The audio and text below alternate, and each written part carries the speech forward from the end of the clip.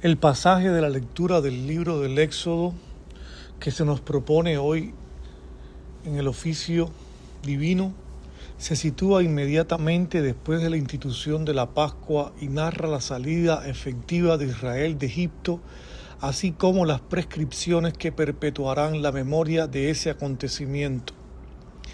En primer lugar, se describe la partida del pueblo. Israel sale con mano fuerte, acompañado incluso por una multitud mixta. No solo es la liberación política, sino un acto salvífico de Dios que cumple sus promesas. La mención del pan ácimo recuerda la prisa de la salida.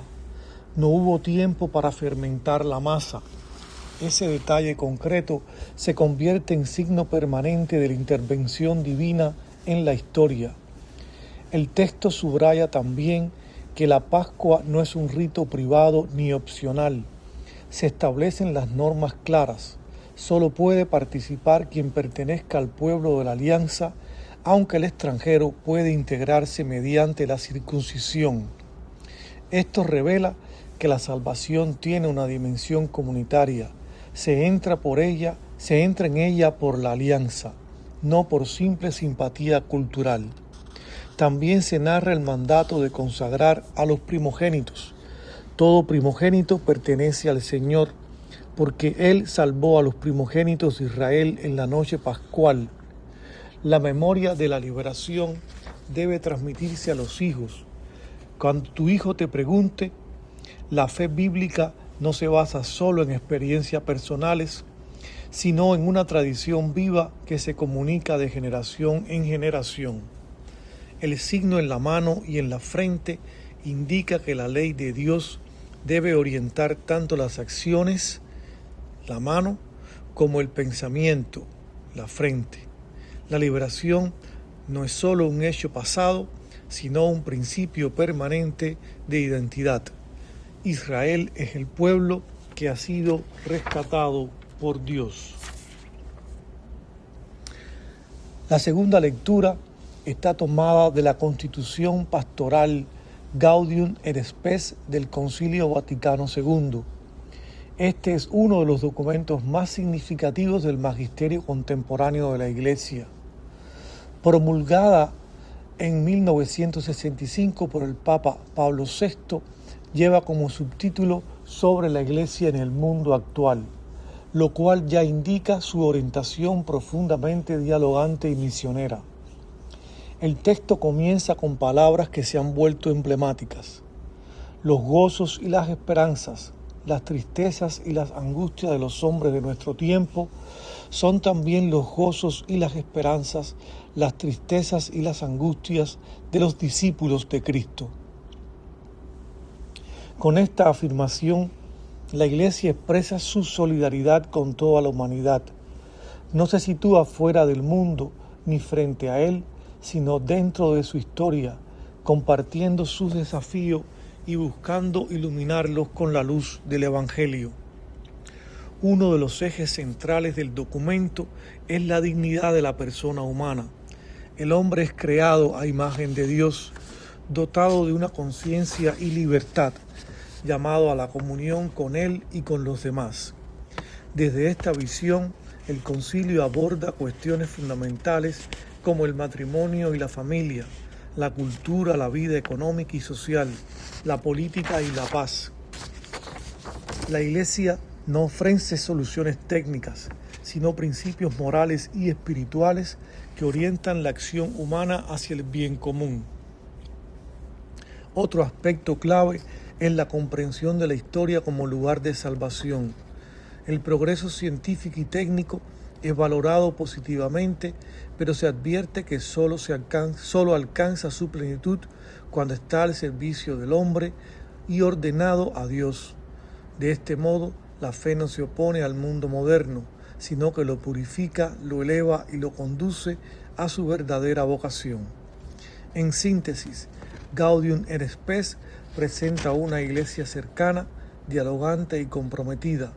Invita a los cristianos a discernir los signos de los tiempos y a participar activamente en la construcción de una sociedad más justa y fraterna. Su mensaje sigue siendo actual. La Iglesia está llamada a ser fermento en medio del mundo, testigo de esperanza y servidora de la dignidad humana. Primera lectura del libro del Éxodo. En aquellos días los hijos de Israel marcharon de Ramsés hacia Sucot. Eran 600,000 hombres de a pie, sin contar los niños. Además, le seguía una multitud inmensa con ovejas y vacas y una enorme cantidad de ganado. Cocieron la masa que habían sacado de Egipto en forma de panes ácimos, pues aún no había fermentado, porque los egipcios los echaban y no los dejaban detenerse. Tampoco se llevaron provisiones. La estancia de los hijos de Israel en Egipto duró 430 años. Cumplidos los 430 años, el mismo día salieron de Egipto las legiones del Señor. Fue la noche en que veló el Señor para sacarlos de la tierra de Egipto. Será la noche de vela en honor del Señor para los hijos de Israel por todas las generaciones. El Señor dijo a Dios y a Aarón: esta es la ley de la Pascua, ningún extranjero la comerá. Circuncida a los esclavos que te hayas adquirido, y sólo entonces podrán comerla. Ni el emigrante ni el jornalero la comerán. Se ha de comer en una sola casa. No sacarás fuera nada de la casa y no le romperás ningún hueso. La comunidad entera de los hijos de Israel la celebrará. Y si algún emigrante que vive contigo quiere celebrar la Pascua del Señor, se circuncidará y sólo entonces podrá participar en ella, pues será como un indígena. Pero ningún incircunciso podrá comerla. La misma instrucción vale para el indígena y para el emigrante que vive con vosotros. Cuando el Señor te introduzca en la tierra de los cananeos, como juró a ti y a tus padres, y te la haya entregado, consagrarás al Señor todos los primogénitos. El primer parto de tu ganado, si es macho, pertenece al Señor, pero la primera cría de asno la rescatarás con un cordero. Si no la rescatas, la desnucarás. Rescatarás siempre a los primogénitos de los hombres. Y cuando el día de mañana tu hijo te pregunte qué significa esto, le responderás: con mano fuerte nos sacó el Señor de Egipto, de la casa de la esclavitud. Como el faraón se había obstinado en no dejarnos salir, el Señor dio muerte a todos los primogénitos de la tierra de Egipto, desde el primogénito del hombre al del ganado. Por eso yo sacrifico al Señor todo primogénito macho del ganado, pero los primogénitos de los hombres los rescato. Esto será como señal sobre tu brazo y signo sobre la frente, en la frente de que con mano fuerte nos sacó el Señor de Egipto. Fin de la primera lectura. Segunda lectura de la Constitución Pastoral Gaudium et Spes sobre la Iglesia en el mundo actual del Concilio Vaticano II. El mundo moderno aparece a la vez poderoso y débil, capaz de lo mejor y de lo peor, pues tiene abierto el camino para optar entre la libertad o la esclavitud, entre el progreso o el retroceso, entre la fraternidad o el odio. El hombre sabe muy bien que está en su mano el dirigir correctamente las fuerzas que él ha desencadenado y que pueden aplastarlo o salvarlo. Por ello, se interroga a sí mismo: en realidad, los desequilibrios que fatigan al mundo moderno están conectados con ese otro desequilibrio fundamental que hunde sus raíces en el corazón humano. Son muchos los elementos que se combaten en el propio interior del hombre. A fuer de criatura, el hombre experimenta múltiples limitaciones. Se siente, sin embargo, ilimitado en sus deseos y llamado a una vida superior.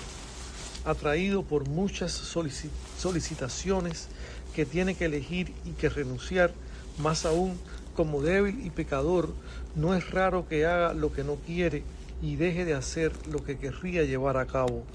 Por ello siente en sí mismo la división que tantas y tan graves discordias provoca en la sociedad. Son muchísimos los que, tarados en su vida por el materialismo práctico, no quieren saber nada de la clara percepción de este dramático estado, o bien, oprimidos por la miseria, no tienen tiempo para ponerse a considerarlo. Muchos piensan hallar su descanso en una interpretación de la realidad propuesta de múltiples maneras. Otros esperan del solo esfuerzo humano la verdadera y plena liberación de la humanidad y abrigan el convencimiento de que el futuro reino del hombre sobre la tierra saciará plenamente todos sus deseos. Y no faltan, por otra parte, quienes, desesperando de poder dar a la vida un sentido exacto, alaban la audacia de quienes piensan que la existencia carece de toda significación humana. Carece de toda significación humana.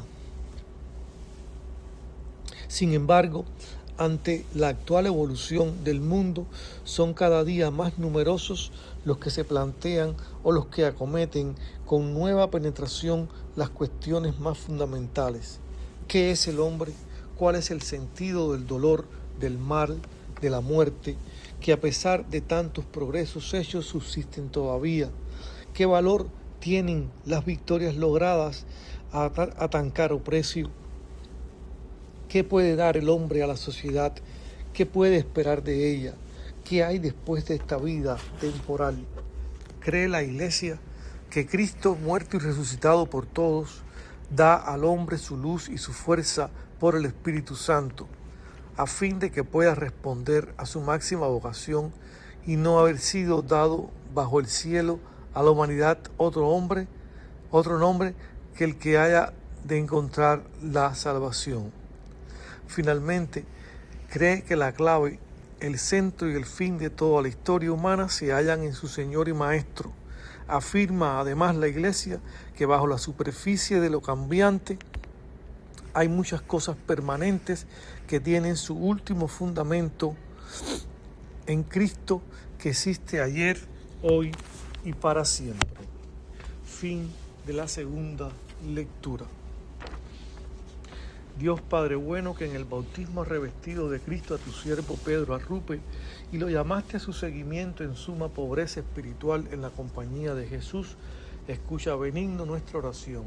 Él se entregó a ti plenamente como misionero y guía de sus hermanos, tanto en la salud como en la enfermedad. Movido por el Espíritu Santo, lo has puesto al servicio de la fe, convirtiéndolo en maestro de discernimiento y dócil servidor de la justicia del reino. Con confianza te rogamos que a imitación de Jesucristo pobre y humilde, a quien amó entrañablemente, el Padre Arrupe pueda ser reconocido como modelo de vida evangélica y testigo de cómo ser profeta en el mundo, animándonos a ser en toda cultura hombres y mujeres para los demás. Por su intercesión y para tu mayor gloria, te pido ahora esta gracia particular.